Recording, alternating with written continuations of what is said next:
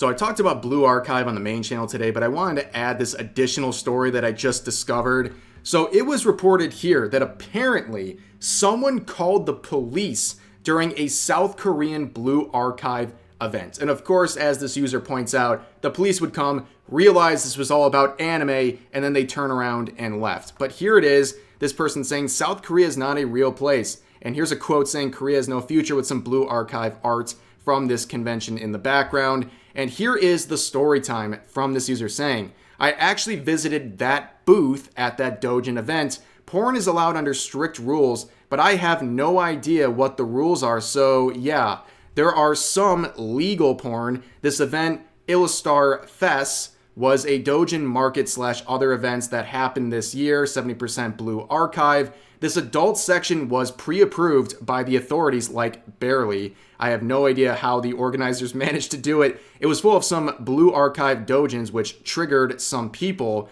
No one knew who called the cops on the event, but yeah, some people called the cops for CP allegations.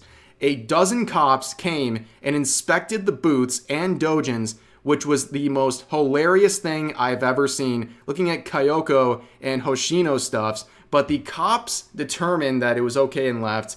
I was taking photos with cosplayers, so I couldn't see the real action, but yeah, very spicy. I think there's nothing more hilarious than showing up to an event that clearly is catering to Blue Archive and then being offended by dojins and lewd art based on those characters to the point where you call the police, you waste their time and resources. Like, imagine that scene, looking around and seeing law enforcement flipping through lewd dojins of Blue Archive characters. What a sight that had to be. But yeah, you know what? No matter where you go in the world, there's always going to be antis and people acting crazy over fictional content. And this is just another wacky example of that phenomenon.